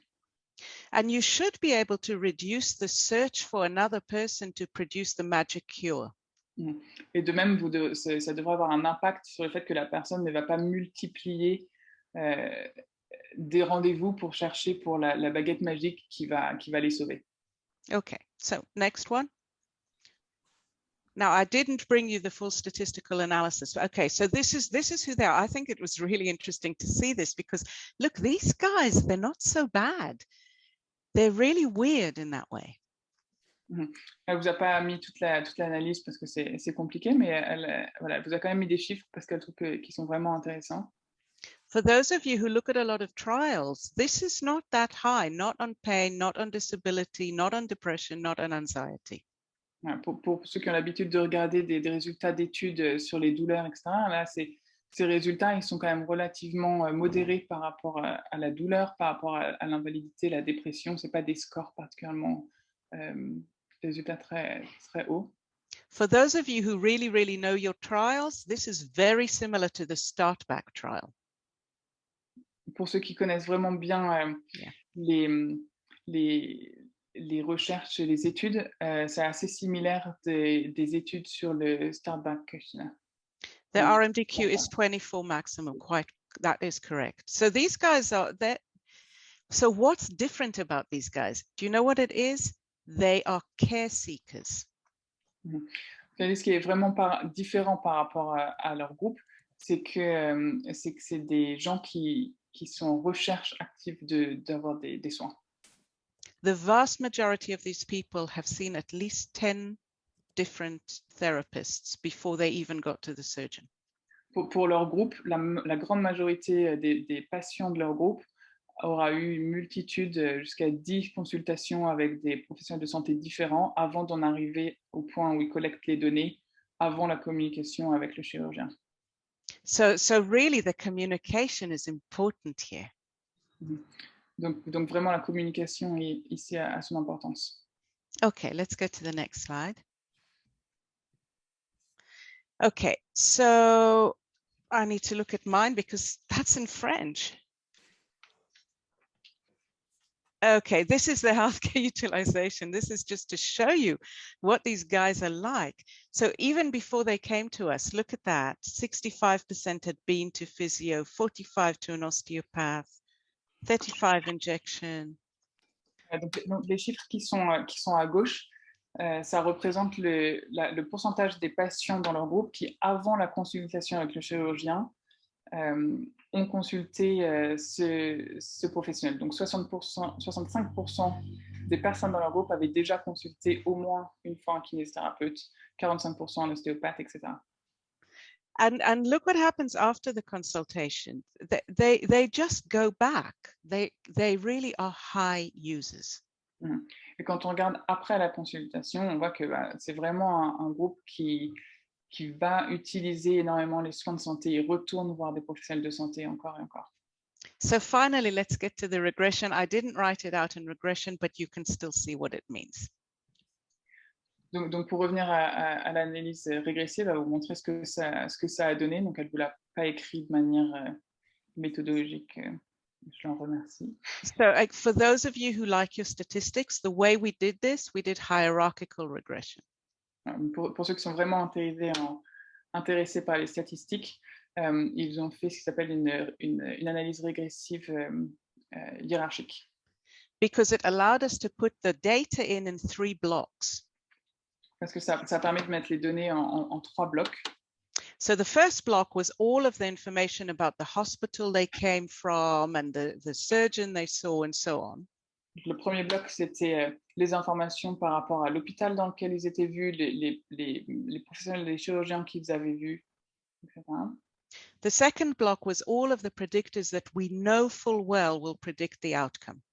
Le deuxième bloc, c'est tous les facteurs, par exemple des données socio-démographiques, etc., dont on sait sont des facteurs prédicteurs des résultats cliniques. So disability at baseline, duration, pain at baseline, and so on. Voilà, donc c'est-à-dire le score d'invalidité au niveau initial en préconsultation, le niveau de douleur, la durée depuis le début de la douleur. And in the third block, we've put the relationship and communication and empathy stuff. Et le troisième bloc de données, c'est toutes les données par rapport à la communication, à la perception de l'empathie, etc. So for those of you who don't know your statistics, what we did there is we made it very, very hard to find a relationship between the communication and the outcome. Donc, pour ceux qui sont moins à l'aise avec les statistiques, ce qu'ils ont fait, c'est de rendre l'analyse, que ce soit compliqué de faire une relation entre les données et de la communication et les résultats cliniques. It had to really, really have a relationship. So if we were going to find it. Donc voilà, c'était vraiment, ils ont fait de manière que ce soit évident que s'il y a une relation, elle sera montrée, elle sera évidente. So the first one there is how many visits did they go back to their GPs in 3 months for back pain that they've had for so long already? Donc la première chose, c'est le nombre de visites chez le médecin généraliste pendant les 3 mois entre la post-consultation et les nouvelles données. Combien de visites chez le médecin est-ce que les patients ont fait? And the model was significant. The 2 significant predictors were the higher the disability, the more likely they were to see their GP, of course. Donc les prédicteurs, c'était que le plus haut était le score de l'invalidité. So higher invalidity, higher... The more disability they had, the more likely they were to see the GP. Right. It's a plus relationship, a positive relationship. Plus le niveau d'invalidité était élevé, plus les patients retournaient voir les médecins généralistes. And the second significant predictor was what we call reassurance, which is this bundle of communication, empathy, listening, and so on. Et le deuxième, c'était la réassurance. And you can see that it's a negative relationship, which means that the less reassurance they get, the more they went to see the GP. Et donc là on voit que la relation est négative. Donc en fait, le moins de réassurance on leur avait offert pendant la consultation, le plus les patients étaient à risque de retourner voir ou accumuler les visites avec un médecin. And we can explain about 15% of the variance in GP visits. Now that doesn't look like a lot. Et donc, de cette manière, ils peuvent expliquer 15% des retours vers les médecins généralistes. Et elle dit, oui, je sais que ça n'a pas l'air d'être beaucoup. Until you start calculating how much every one of those visits costs. ça n'a pas l'air d'être beaucoup, jusqu'à ce que vous commenciez à vraiment compter combien chacune de ces visites coûte. keeping in mind that they're completely useless visits. Vraiment en gardant en tête que c'est des visites qui n'ont pas d'utilité, qui sont complètement inutiles. It is reassurance and disability that predicts the 15%. C'est la réassurance et l'invalidité qui prédictent ces 15%. And Max, I can't tell you how much reassurance predicts by itself because we did hierarchical regression. So of course, disability took the big chunk of the variance explained.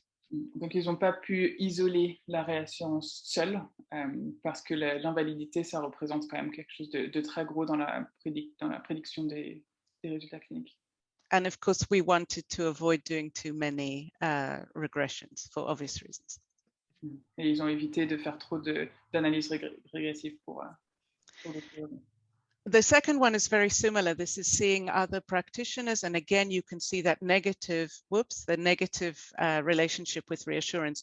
The less they got, the more they ran to see anybody under the sun. Donc, l'autre analyse qu'ils ont fait, c'est de voir pas uniquement les médecins généralistes, mais juste les autres cliniciens consultés par les patients. Et voilà, on voit la relation négative avec la durée. Donc, le plus longtemps ils avaient une durée longue de pathologie, plus à risque de consultation ils étaient. De même, Yeah.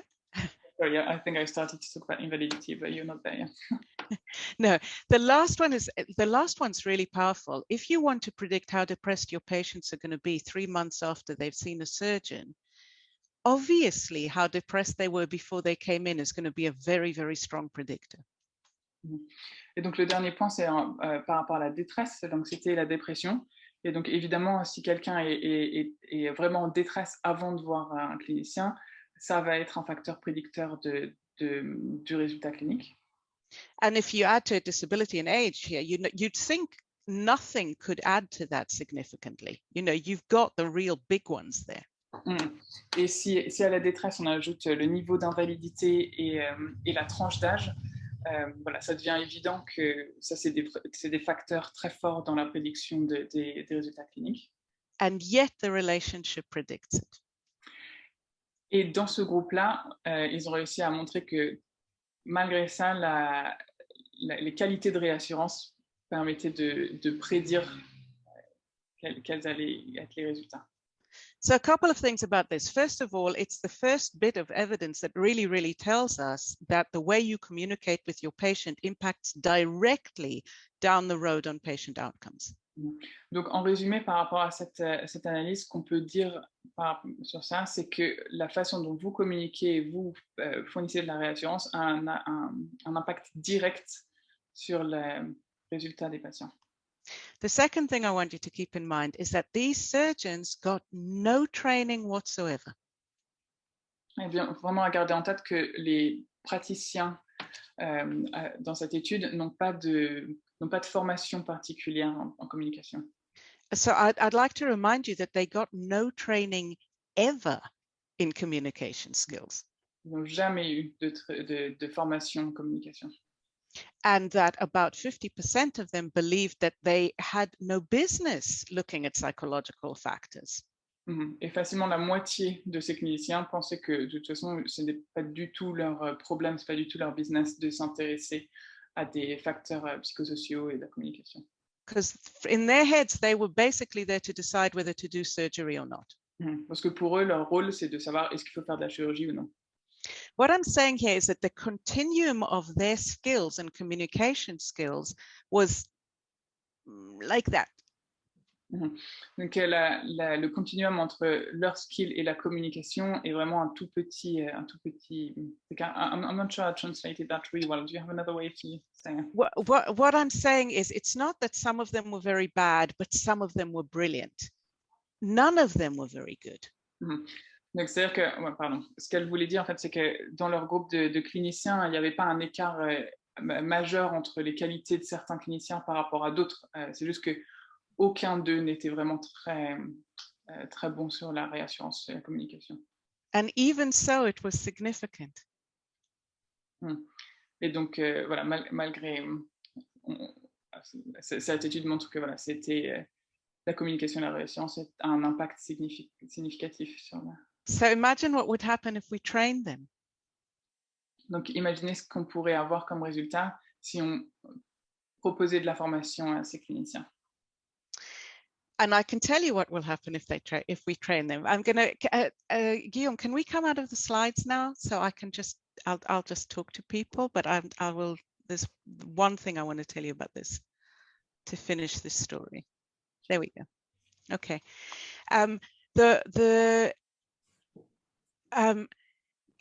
At this point, we went and talked to the surgeons and said, do you want to be trained?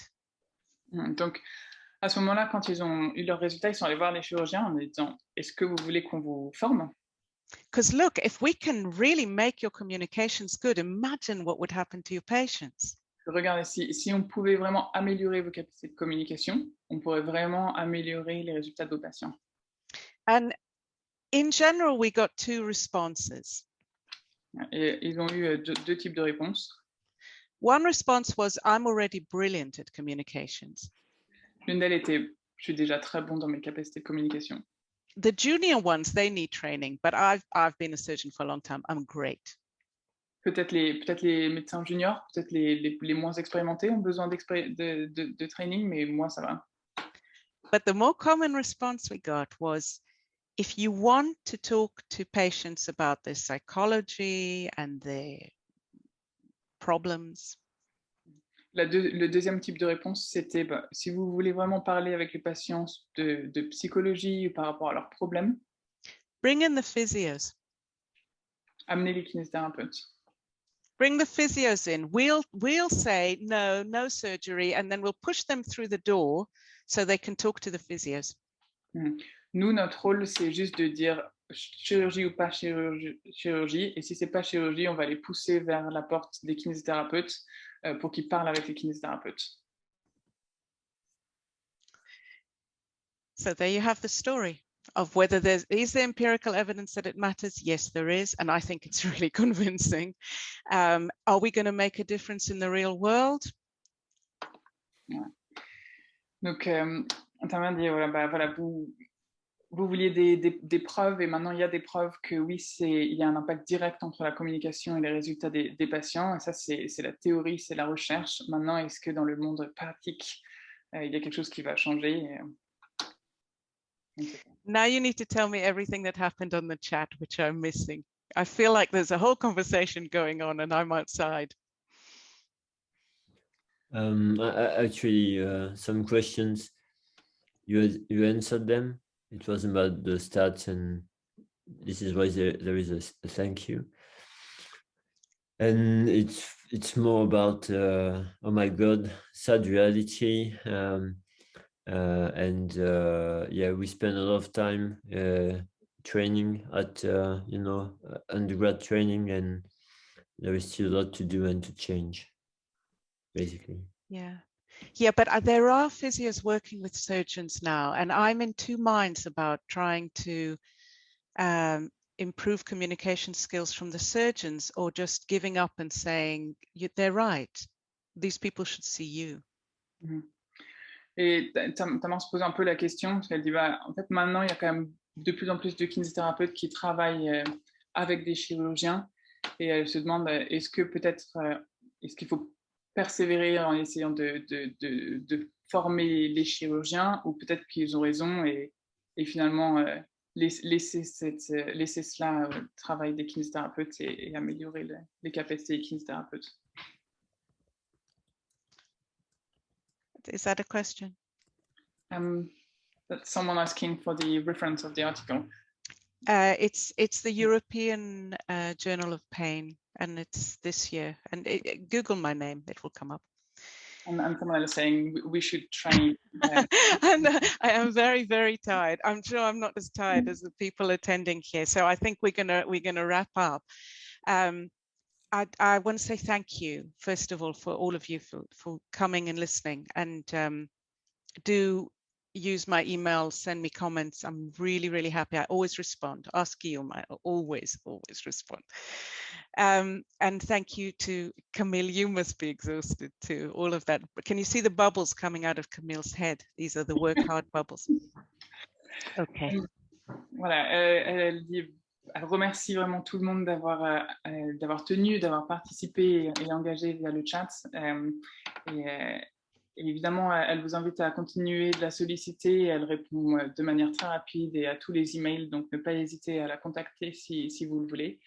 Mais elle est contente de mettre fin à ce webinaire maintenant parce que c'est extrêmement fatigant. I think that's it. A lot of very much. Merci, thanks so much, Tamar. Merci à tous d'avoir assisté. Donc, on a enregistré, on espère que ça va marcher. Donc, on pourra le repartager plus tard si vous voulez revoir, si vous voulez diffuser voilà, si certains de vos confrères, amis, etc. ont envie de le voir, ce sera disponible. Merci encore pour votre investissement, pour votre temps. Reposez-vous bien, prenez bien soin de vos patients, bien soin de vous. Et à bientôt, pour une occasion en ligne, en présentiel ou ailleurs. Merci. Okay, good night, everyone. Thank you very much. Bye. Thank you, Tamar. Bye.